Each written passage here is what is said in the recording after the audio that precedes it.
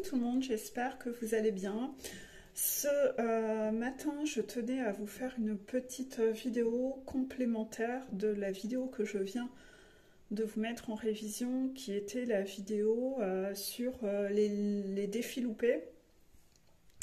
Et cette vidéo m'a beaucoup interpellée. Elle m'a beaucoup interpellée parce que j'y ai vu mon évolution par rapport à cette vidéo. Dans cette vidéo, je viens de passer une journée horrible parce que les consultations ont été hard et on voit que je comprends pas,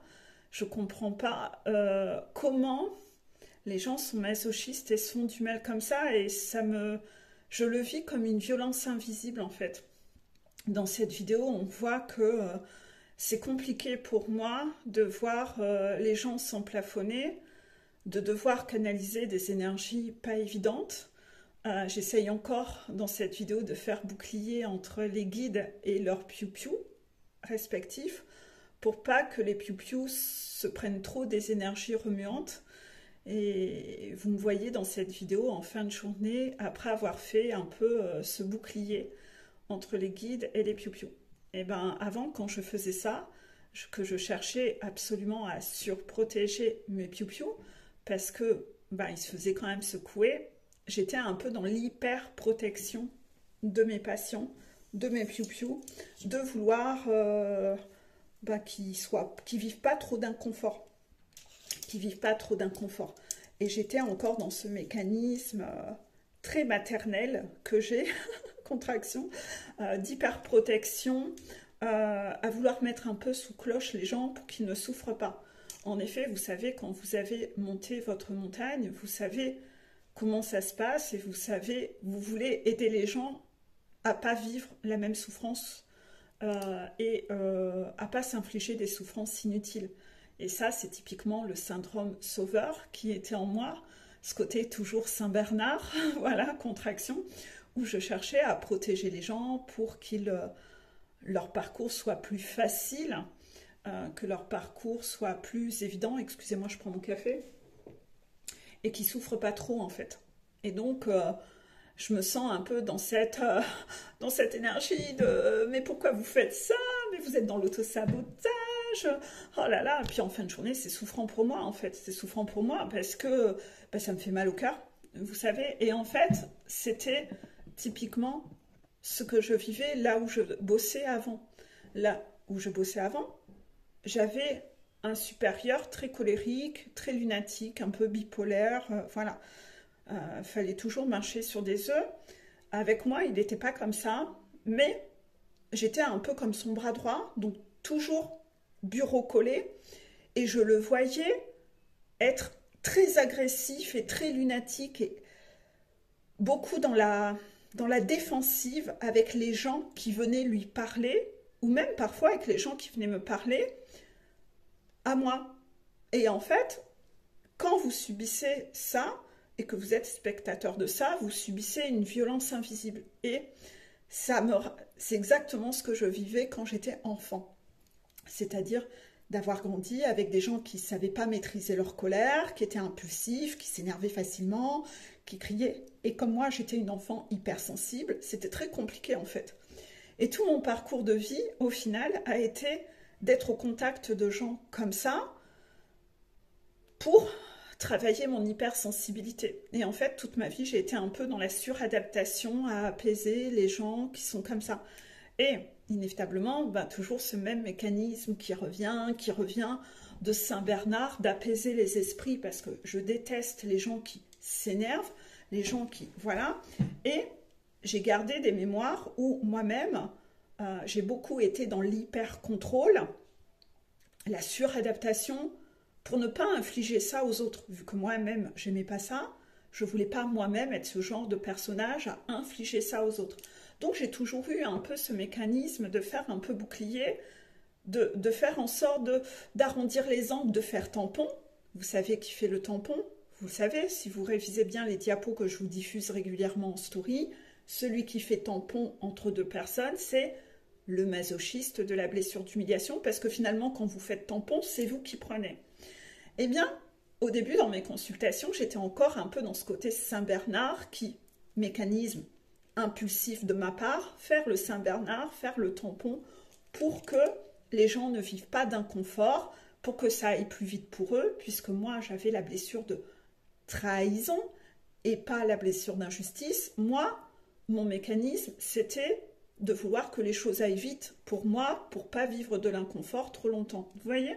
Mais finalement, à faire le Saint-Bernard et le tampon entre les autres, bah finalement, je repartais dans cet inconfort. Donc c'est vraiment le serpent qui se mord. Je me faisais subir à moi-même de l'inconfort inutile à vouloir sauver les autres. Vous voyez ce problème du côté Saint-Bernard? Ça vient de l'enfance, hein. C'est quand vous avez pris le rôle d'être l'enfant sauveur, satisfacteur des autres, d'apaiser l'ambiance, d'être la personne qui apaise, vous savez. Moi, j'alternais entre enfant clown et enfant apaiseur, vous voyez. Et en fait, voilà, parfois dans la famille, vous endossez plusieurs rôles comme ça, le sauveur satisfacteur pour que l'ambiance redevienne plus apaisée et plus calme. Parce que c'est très dur pour un enfant d'être dans des ambiances électriques. Enfin, moi, je ne supporte pas ça, personnellement. Et dans cette vidéo, quand je me suis revue, j'avais envie de me parler à moi-même en me regardant avec un sourire très calme et en me disant « pauvre petite bichette ». Oui, parce que dernièrement, j'ai revécu une journée un peu dans ce genre-là et là, je ne le vis plus du tout de la même façon. C'est-à-dire que, petit 1, déjà, je ne fais plus bouclier. Parce que je sais que si les guides ont besoin de secouer la personne, c'est que cette personne est beaucoup plus rigide que je ne l'étais et qu'elle, elle a besoin de ça. Et que les guides connaissent mieux cette personne que moi. Eux, ils sont en présence de cette personne du matin au soir, tout le temps, tout le temps, tout le temps. Et ils sont obligés d'augmenter l'intensité pour venir péter la muraille, que ça percute. Créer enfin une fissure dans la muraille où enfin la lumière, l'idée, on va semer une graine à travers la fissure. Puis après, à force, la muraille finira par tomber. Ça, mon expérience m'a bien appris que ça rend service à ce genre de personnalité différente de la mienne, hein, parce que en général, après des consultations comme ça, la personne me remercie. Elle me remercie de « ça m'a fait du bien, ça m'a fait avoir des déclics, t'as bien fait ». Voilà. Et en fait, petit à petit, vous trouvez un apaisement de voir que, inévitablement, tout le monde n'est pas non plus comme vous et que selon la personnalité, parfois, c'est important. Voilà. Et, inévitablement, dans tout ça, il faut aller travailler un peu ces mécanismes de comprendre que vous ne pouvez pas surprotéger tout le monde, en fait. Vous ne pouvez pas mettre sous cloche. Vous ne pouvez pas partir dans l'hyper-protection. Parce que les gens ont besoin de vivre leurs expériences. Et moi, qui n'avais que le contrôle, moi, j'avais un manque de confiance en moi. Donc, inévitablement, écouter les conseils des guides. Pour moi, entre eux et moi, il n'y avait pas photo. Et tous leurs conseils m'aidaient à avancer. Donc, comme je manquais de confiance en moi, j'avais clairement conscience que moi, je n'étais pas la science infuse, que je ne savais pas tout. Vous voyez, contraction. Dans cette forme-là, j'écoutais les conseils et je les suivais. Ce qui me permettait d'avancer. Mais quand vous avez en face de vous quelqu'un qui est à la fois contrôlant et rigide, ça ne va pas du tout se passer de la même façon, puisque le rigide, il sait.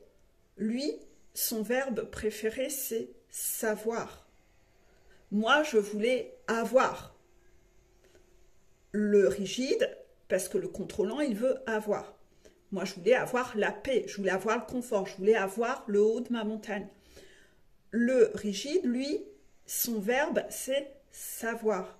Donc, inévitablement, comme le rigide, il sait, il ne va pas écouter les autres, puisqu'il est convaincu que lui sait mieux que les autres.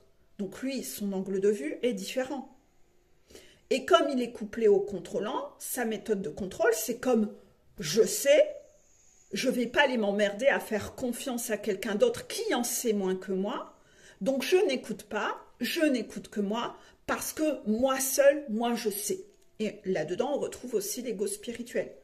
Je ne demande pas conseil à mes guides, je ne vérifie pas au pendule, je ne veux pas faire un coaching parce que je vais n'écouter que moi, je ne dois faire confiance qu'en moi, mon intuition à moi, j'ai des capacités de ouf, sauf que ce n'est pas de l'intuition, c'est l'ego. Et c'est là où l'ego spirituel rentre bien évidemment dans cette tranche-là. Mais ça, on le sait, d'accord? Donc c'est là où vous allez retrouver toutes les personnes que, oui, non, mais en fait, vont trouver un truc, oui, non, mais en fait, je sais bien que je ne dois écouter que moi. Et en fait, quand vous les regardez faire, ils s'emplafonnent. J'ai énormément, je vous ai fait une story ce matin où, à un moment, quand vous allez être en complétude, votre Saint Graal, c'est d'avoir la paix dans votre vie. Et moi, de base, je suis une grande pacifiste. Je déteste la colère, je détestais la colère, et je refusais d'être en colère. Mais quand vous ne savez pas être votre protection, parce que la colère, ça permet aussi de se protéger, de poser des limites. La colère est nécessaire. Vous ne pouvez pas switcher dans un extrême où vous ne vous mettez jamais en colère. Donc j'ai dû apprendre, moi, sur mon chemin, à accepter de me mettre en colère. Accepter de taper du poing. Mais ça, moi, je ne savais pas faire. Et ça a été quelque chose de très compliqué pour moi dans cette montagne, c'est d'oser me mettre en colère, d'oser vous faire des vidéos où vous me voyez énervée. C'était un défi de folie que pour moi d'assumer de montrer ça, vu que j'avais ces mémoires d'enfance que je ne voulais pas ressembler à ce qui m'avait fait du mal. Et que moi, je m'interdisais ça. Et quand vous vous interdisez ça, qu'est-ce que vous faites? Vous ne faites qu'étouffer votre colère. Vous étouffez, vous étouffez. Et à l'intérieur, c'est rempli de boue. Et ce qui a été très compliqué pour moi sur cette montagne, ça a été tous les nettoyages de colère que j'avais étouffés pendant plus de 40 ans. Et de accepter ces nettoyages de colère aux lunes, etc. Et c'est pour ça d'ailleurs qu'à une époque de ma vie, je faisais autant de sport. Que aujourd'hui, j'ai encore des séquelles Aujourd'hui, je ne peux plus faire du sport comme avant. Je ne peux plus. Je ne peux plus. Et j'ai dû apprendre à maîtriser cela autrement et rester en équilibre sans cet excès de sport qui était quelque chose, une forme de compensation pour moi, parce que je m'interdisais d'être en colère dans la vie. J'étais toujours en suradaptation avec les autres. Et donc oui, sur ma montagne, ça a été le défi le plus compliqué pour moi, c'était d'accepter de me mettre en colère, accepter de monter sur des rings avec des personnalités fortes, poser des limites, oser vous le montrer dans des vidéos. Pour moi, c'était des défis de folie, ça. C'est des vidéos que je ne sais plus regarder. J'ai du mal à me voir là-dedans, car j'estime que ce n'est pas moi. J'ai cette sensation que ce n'est pas moi. Et les guides me poussaient à me faire canaliser des énergies de colère, voilà, contraction, pour assumer cette image, et c'était vraiment un gros défi pour moi. Mais de toute façon, sur votre boule à facettes, c'est une facette que vous aurez à assumer et à oser assumer. Méfiez-vous des gens autour de vous qui ne veulent jamais que vous soyez en colère et qui vont diaboliser la colère, c'est parce que eux, ils trouvent un intérêt. Eux, ils trouvent un intérêt. Et souvent, quand vous les regardez, ce sont souvent des personnes qui, eux, étrangement, ont le droit de se mettre en colère et qui sont un peu abusives. Donc, en fait, ça les arrange d'avoir des gens dociles en face d'eux et que ces gens-là s'interdisent d'être en colère. Donc, moi, inévitablement, je suis restée un peu là-dedans. Et souvent, les gens colériques adorent des tempéraments comme moi, qui font tampon, qui s'énervent jamais, qui sont apaisantes, etc. Mais sauf que vous faites éponge. Vous savez, vous faites un peu l'éponge énergétique. Et vous absorbez l'énergie de cette personne. Et en fait, vous êtes en souffrance et en suradaptation à l'intérieur. Ça, c'est du sacrifice. Ça, c'est du masochisme. Et moi, Dieu sait si mon niveau de masochisme, il était là. Donc là, quand j'ai revu cette vidéo ce matin, je rigolais parce que je me disais, c'est tellement plus moi, ça, et les guides le confirment, c'est que, aujourd'hui, typiquement, une journée comme ça, comme là dans la vidéo, ça ne me met plus en colère, et c'est là où vous voyez que toute la phase de complétude est vraiment nécessaire, et c'est pour ça qu'elle dure longtemps aussi, la complétude. C'est parce que vous allez tellement encore trouver de l'apaisement. La montagne, c'est apprendre à tout rééquilibrer, yin et yang. Vous êtes obligé d'équilibrer le yin et le yang. Que vous soyez yang ou yin, vous allez avoir obligation d'équilibrer les deux. Et vous allez sentir que cette montagne vous a beaucoup changé. Vous avez l'impression d'avoir perdu votre joie sur votre montagne. Mais au fur et à mesure de la complétude, vous allez tellement retrouver ce saint graal de paix. Vous allez tout faire pour être en paix dans votre vie. Et pour être en paix dans votre vie, parfois, il est nécessaire de mettre un stop à une personne. Parfois, il est nécessaire de poser des limites, de hausser le ton. Quand la personne, ça fait 20 fois qu'elle recommence et que la méthode douce ne marche pas. Donc, inévitablement, vous avez besoin de développer ça dans votre trousseau de clés. Mais en complétude, vous allez vous rendre compte que vous n'avez plus besoin, la plupart du temps, d'utiliser cette clé. Parce que vous avez développé tout votre trousseau de clés, vous êtes capable de le faire. Es-tu capable de faire ce que tu n'aimes pas faire? Et tu le sors au moment opportun, mais tu ne l'utilises pas beaucoup parce que tu arrives à gérer les choses autrement et surtout, tu as pris de la distance avec beaucoup de choses. Mais sans faire tampon. Et c'est plus du tout la même chose. C'est la différence entre étouffer, faire tampon et prendre de la hauteur. Prendre de la hauteur. Et en fait, aujourd'hui, j'ai cette capacité d'être le canal où les guides secouent la personne et où moi, je ne suis plus en souffrance d'assister à ça. Je ne le subis plus comme une violence invisible. Avant, j'étais hypersensible à cette énergie-là. Aujourd'hui, je ne suis plus hypersensible à cette énergie-là. Ça reste quelque chose que je n'aime pas, dans mes goûts. Mais je ne suis plus en surréaction de souffrance à assister à ça. Et ça, c'est quelque chose que vous aurez à développer sur votre montagne, parce qu'inévitablement, ça aurait un impact avec vos enfants, avec vos conjoints, avec vos amis, avec tout le monde. C'est que vous voudrez les hyper protéger et que si à un moment, ils sont en souffrance, dans un inconfort, vous allez très mal le vivre. Et vous allez le vivre comme une souffrance qui tiraille, etc. Comme une violence invisible de devoir voir les gens autour de vous en souffrance. Moi, mon parcours m'a fait vivre de devoir assister aux gens autour de moi qui étaient en souffrance. Ma fille, elle a vécu ça toute bébé, ça a été atroce avec son Kawasaki, elle a énormément souffert. Mon fils, avec sa péritonite cet été, il a énormément souffert. Et les guides faisaient exprès que ces moments de souffrance soient toujours quand j'étais là. Et j'ai compris qu'en fait, ils voulaient que je sache regarder quelqu'un souffrir, et même la chair de ma chair, souffrir du plus profond de ses entrailles devant moi et le soutenir. Mais vous ne pouvez pas soutenir quelqu'un si vous-même vous êtes dans une souffrance extrême. Et si c'est une souffrance psychologique, vous allez tout faire pour contrer et éviter à la personne de vivre ces expériences et vous allez chercher à interférer, contrôler, suradapter le scénario pour ne pas avoir à voir la personne souffrir. Sauf que pour être un bon parent, vous savez que vos enfants vont devoir souffrir. Vous ne pourrez pas les mettre sous cloche. Dans leur chemin de vie, vos enfants tomberont amoureux à un moment, auront des déceptions amoureuses. Toujours cette chanson de Louane, qui est merveilleuse, mais qui, moi, me fait pleurer quand je l'écoutais au début, parce que je me disais, mais comment je serais capable de vivre ça? De voir mes enfants souffrir comme ça? À force d'expérience sur votre montagne, après, vous êtes capable de voir vos enfants souffrir et d'être un support, un pilier. Et que vous n'êtes pas... ça va. Ça vous rend stable. Et donc, vous n'êtes plus dans vos mécanismes de suradaptation, etc. Avec votre jumeau sur votre montagne, ce sera la même chose. Votre jumeau va réagir différemment de vous parce que lui, il est yang, vous êtes yin. Ses priorités ne sont pas les mêmes.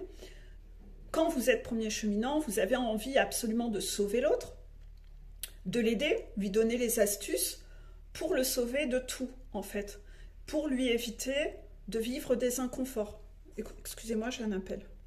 Et le chaser va vouloir donner toutes les astuces au runner pour que le pas voir en souffrance, puisque le chaser, dans son yin exacerbé, a du mal à voir son runner souffrir. Il ne veut pas que son runner souffre.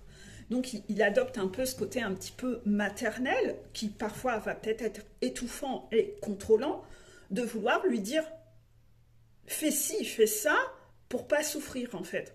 C'est pas dans le but de le piloter, de le gouverner, quoique certains ont quand même ce trait de caractère de par leur rigidité. La plupart des chasers ont une part de rigidité. Hein. Mais parfois c'est juste pour ce côté Saint-Bernard de vouloir le protéger et que si tu souffres, je ne vais pas supporter de te voir en souffrance. Je ne vais pas supporter. Donc en fait, je veux te donner plein d'astuces parce que c'est comme mon enfant, quand j'aime quelqu'un, je ne veux pas le voir souffrir. Donc je veux te donner plein d'astuces pour que surtout tu ne souffres pas, pour que tu n'attires pas plein de conneries dans ta vie, pour que tu ne te prennes pas des foudres, etc. Le runner, lui, va pas l'entendre comme ça. Lui, il va être persuadé que l'autre fait ça par mécanisme contrôlant, pour le piloter, parce que tu te sens supérieur à moi, parce que si, parce que ça. Parce que lui, dans sa mémoire, il n'a connu que des gens comme ça. Et donc, en fait, il fait des amalgames entre sa mère, qu'on le prend pour un con, de par sa susceptibilité, il va se mettre à supposer, et en fait, il ne va surtout pas du tout supporter ça. Et donc, ça va créer des conflits et des clashs. Ça va créer des conflits et des clashs. Parce que le chaser, lui, va interpréter ça comme « tu me fais pas confiance, tu me prends pour une débile, tu me prêtes pour des mauvaises intentions, et pourquoi tu me fais pas confiance, je te donne des conseils, c'est pour... » Tu vois, vous voyez un peu les mécanismes. Et en fait, il y aura beaucoup d'amalgame et d'incompréhension entre les deux. Le chaser va devoir apprendre, et en miroir le runner également par rapport à ses enfants, et surtout avec vos enfants, et entre vous, il y a plein d'effets miroirs là-dessus, que un rigide, il est persuadé de savoir. Donc il est persuadé qu'un crocodile, ça a des ailes. C'était ça l'exemple ce matin en story. Donc à un moment, vous allez devoir accepter de voir votre jumeau monter sur le crocodile qui n'a pas d'ailes, parce que vous savez, non, j'ai expérimenté, je me suis vautré, un crocodile, ça n'a pas d'ailes. L'autre va dire, mais si, moi je sais, un crocodile, ça a des ailes. Et vous allez devoir accepter de voir des gens que vous adorez, que vous aimez du plus profond de votre cœur, monter sur le crocodile du haut de la falaise, persuadé qu'un crocodile, ça a des ailes, et le laisser faire. Parce que le rigide a un excès de confiance en lui. Et il est persuadé que sa pensée est juste. Donc il ne veut pas la lâcher, parce que lui, il se dit, moi je sais que c'est ça. Et donc, en fait, il va vouloir monter sur son crocodile en pensant qu'il a des ailes, et vous allez le voir s'emplafonner et souffrir. Oui, et ça sera pareil avec vos enfants. Parce que le rigide, le seul moyen pour lui de voir, c'est de se tromper. Il a besoin de se tromper et de voir de ses propres yeux qu'il ne savait pas, il croyait. Il fait un amalgame entre savoir et croire. Il croit que son crocodile, il a des ailes, donc il monte dessus, mais il ne sait pas. Oui, mais pour lui, il confond croire et savoir. Ce qu'il croit, il est persuadé dans son excès de confiance que c'est la réalité, que c'est la vérité.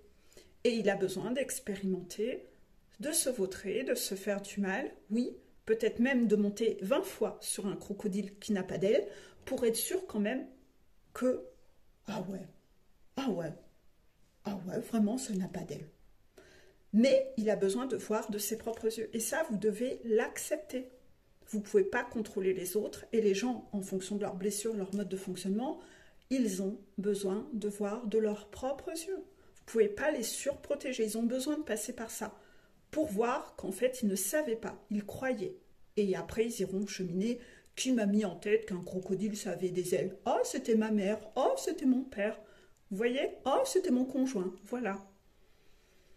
Dans ma famille, ça fait 20 générations qu'on dit que les crocodiles ont des ailes. Voilà, le transgénérationnel. Mais ça fait partie du chemin et ça fait partie de ce que vous avez à travailler. Quand vous serez quelqu'un en lâcher prise, vous serez totalement en paix avec ça ça vous fera plus souffrir. Ça vous fera plus souffrir. Vous accepterez ça. Et apprenez aussi à écouter, parce qu'en fait, c'est un problème d'écoute mutuelle. Parce que quand vous voulez absolument sauver l'autre, vous êtes trop auto-centré sur le fait de vouloir le sauver, de vouloir lui faire éviter la souffrance, vouloir le mettre sous cloche, que vous ne l'écoutez pas assez. Écoutez que dans sa tête à lui, un crocodile, ça a des ailes. Donc laissez-le aller croire en ce qu'il croit et vivre son expérience. Laissez-le expérimenter. Vous voyez bien que de toute façon, vous avez beau lui dire 50 000 fois qu'un crocodile, ça n'a pas d'ailes parce que vous l'avez expérimenté, ça vous a fait du mal, de vous vautrer du haut de la falaise, il ne vous écoute pas. Mais parce que vous non plus, vous ne l'écoutez pas. Il y a un miroir sur l'écoute. Ce que vous n'écoutez pas, c'est que l'autre n'est pas de la même énergie que vous, qu'il a des priorités différentes et que de là où il en est dans sa vie, il n'a pas envie de vous écouter, car lui, dans ses priorités, il a des priorités autres. Et de toute façon, vous devez absolument faire le deuil et accepter d'entendre que votre jumeau ne veut pas être avec vous, car il a des choses plus prioritaires dans sa vie. Ses centres d'intérêt sont les autres choses et que lui, c'est ça qui est prioritaire, c'est ça qui représente son bonheur à l'instant T et qu'il n'a pas envie de lâcher. Et vous devez en toute humilité l'accepter, l'accueillir. Parce que même si vous aimeriez avoir, lui, c'est autre chose qu'il souhaite avoir. Même si vous aimeriez vivre votre relation, lui, c'est autre chose qu'il souhaite vivre. Même si vous, c'est ça votre priorité, les relations, lui, ça n'est pas ça qu'il a envie de vivre. Lui, il a envie de vivre autre chose. Ses priorités sont autres. Et vous devez accepter que l'autre est différent et que l'autre ne souhaite pas être en parcours avec vous, en couple avec vous, évoluer, monter votre montagne. Ça fait partie de votre évolution intérieure de devoir le vivre et d'accepter que votre jumeau, là, à l'instant T, ne souhaite pas être avec vous. Mais vous pouvez très bien vivre autre chose dans votre vie. Et en fait, c'est ça qu'on travaille sur ce parcours et ensemble, c'est d'aller vous reconnecter au plaisir de la vie, même sans lui. Et quand vous aurez travaillé tous ces lâcher-prises-là qui viennent progressivement, hein, parce que ça demande des guérisons bien profondes, et ben en fait, c'est là où vous allez retrouver votre côté pétillant, votre joie, votre légèreté, et il n'y aura vraiment plus grand-chose qui vous énervera comme avant, qui vous mettra en souffrance comme avant. Vous vivrez plus des frustrations comme avant de voir vos enfants, etc. en souffrance, parce que vous savez que ça fait partie du chemin, qu'il faut les laisser aussi vivre certaines expériences, ils nettoient leurs blessures, etc. Je pourrais en parler pendant des heures sur cette vidéo de tout ça, mais vous allez petit à petit revenir à vraiment cet état de paix où vous êtes cool avec vous-même, vous êtes en paix avec vous-même et tellement de choses qui vous énervaient avant qui ne vous énervent plus. Je pense que ça mériterait encore beaucoup de vidéos sur des thématiques autour de ça. Les guides disent oui, mais en tout cas, c'est... Peut-être qu'il faudrait que je réécoute ça pour voir sur quoi je dois approfondir, mais en tout cas, c'est vraiment quelque chose qui va se mettre en place progressivement. Et quand j'ai vu cette vidéo, je me suis dit, oh, ça arrivait encore à m'énerver, à me mettre dans cette souffrance, ça. Ah non, maintenant, plus du tout, hein, plus du tout. Maintenant, j'accepte, je cherche plus à sauver à ce point-là. Non, quand je vois en coaching que la personne, elle veut absolument expérimenter coûte que coûte ce qui n'est pas bon pour elle, ou je sais que c'est contraire au parcours, ben, on va la laisser faire parce qu'elle a besoin d'aller comme un enfant. Un enfant, vous lui dites 20 fois de ne pas mettre les mains dans le feu, touche pas, tu vas te brûler, vous êtes là à cran, mais non, va pas mettre tes mains sur le feu parce que vous savez.